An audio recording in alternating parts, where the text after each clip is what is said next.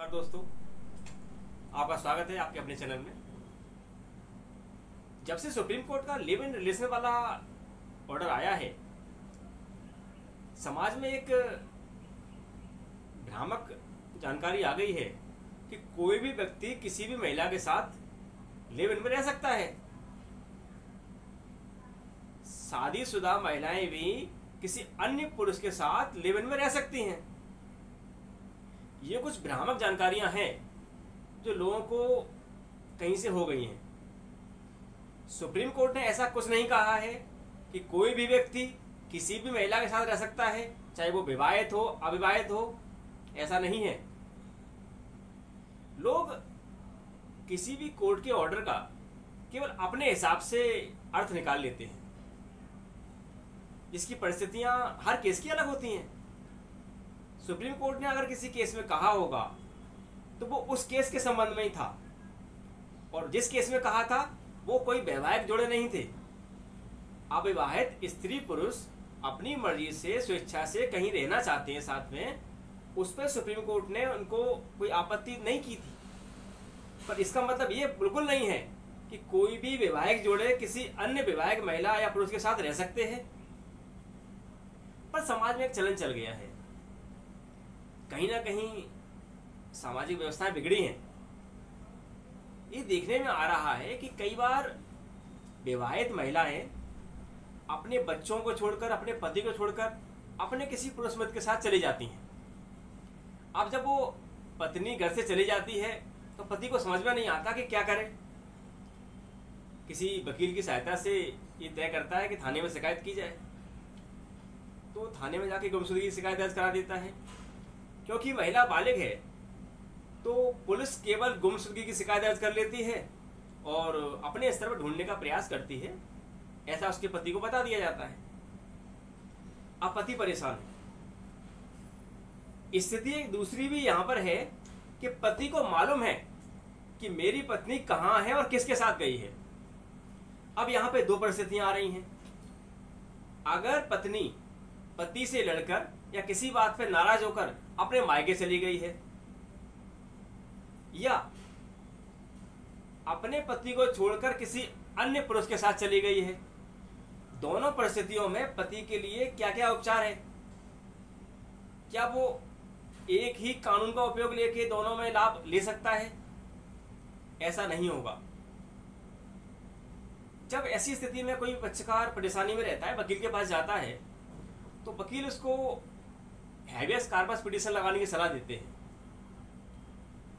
मैंने कई YouTube channel पे कई ऐसे अधिवक्ताओं को देखा जो इस बात से इत्तेफाक नहीं रखते, और उनके द्वारा ये कहा जा रहा था कि वैवाहिक संबंधों में पति पत्नी में झगड़े होना आम बात है, अनावश्यक रूप से अलग अलग केसों को नहीं लगाया जाना चाहिए। केसों की संख्या बढ़ाने से कोई विशेष फर्क नहीं पड़ता, क्योंकि जितना परेशान सामने वाला पक्षकार होगा उतना आप भी होंगे। देखने में तो बात सही लगती है, लेकिन अगर बात केवल और केवल हैबियस कॉर्पस की जाए, आपकी पत्नी आपको छोड़ के चली गई है और आपको पता है वो किसी अन्य व्यक्ति के साथ निवासरत है,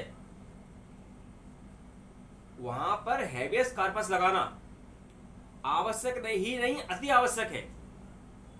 अन्यथा क्या होगा, आप ये सोच के रह गए कि हैबियस कॉर्पस लगाने से कहीं उल्टा परिणाम ना पड़ जाए। कोई कोर्ट में जब लड़की अपीयर होगी तो कहेगी मैं तो अपनी मर्जी से रह रही हूं। हैबियस कॉर्पस क्या कहती है? हैबियस कॉर्पस की रेट में मुख्य जो कोर्ट देखता है वो ये देखता है कि जिस संबंध में हैबियस कॉर्पस लगाई गई है, क्या व्यक्ति किसी के अवैध निरोध में है।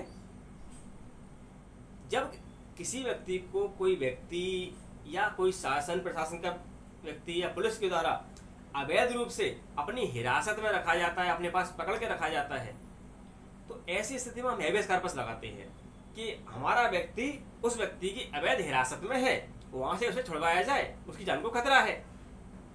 लेकिन यहाँ पर वो लड़की या वो महिला अपनी मर्जी से अपने किसी दोस्त के साथ या किसी रिश्तेदार के पास गई हुई है, वो कोर्ट में आएगी और कह देगी मैं तो अपनी मर्जी से गई थी, तो इनको सब मालूम है।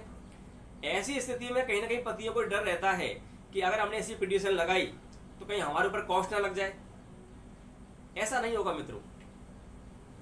अगर आपको मालूम है कि आपकी पत्नी किसी अन्य पुरुष के साथ गई हुई है और उस स्थिति में अगर आप हेबियस कॉर्पस पिटीशन लगाएंगे तो वो महिला कोर्ट में आके बोलेगी कि मैं तो अपनी मर्जी से इस व्यक्ति के साथ में रह रही हूं। उस दिशा में क्या होगा, आपकी हेबियस पिटीशन जो लगाई गई है वो कोर्ट डिस्पोज ऑफ कर देगा, भाई ये तो पिटीशन सही नहीं है क्योंकि ये महिला अपनी मर्जी से रह रही है।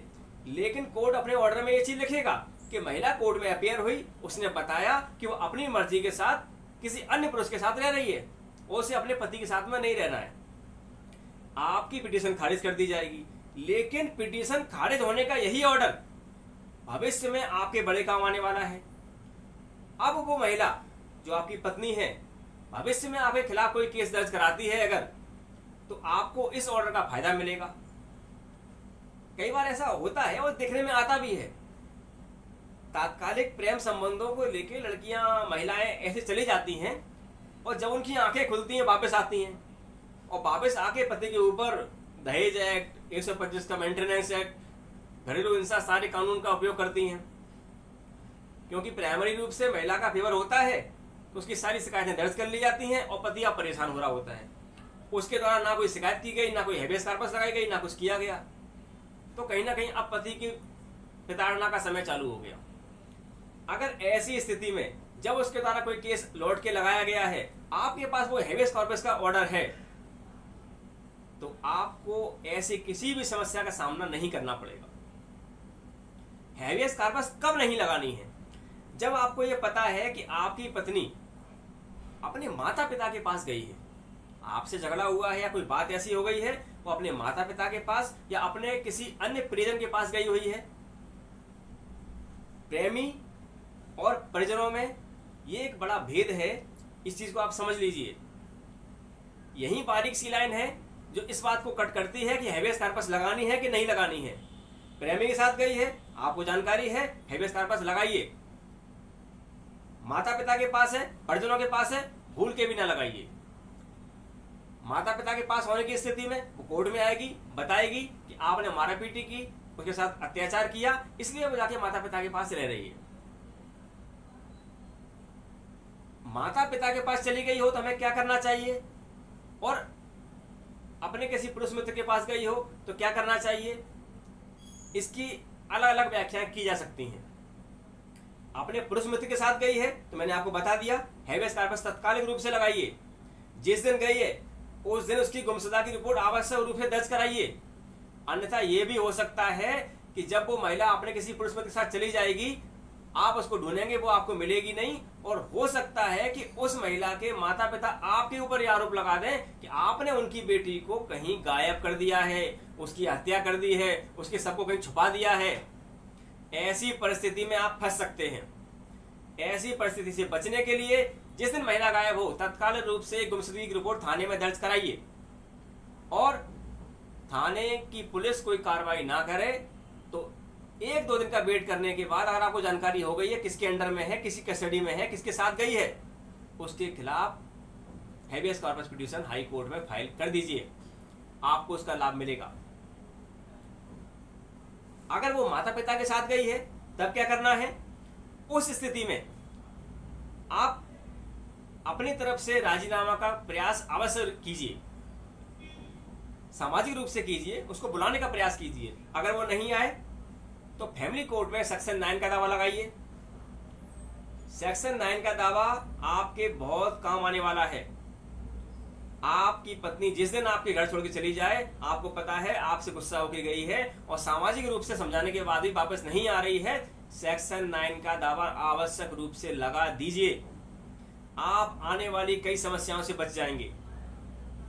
मिलते हैं फिर किसी नए टॉपिक पे, किसी नए वीडियो के साथ। तब तक के लिए नमस्कार, जय हिंद।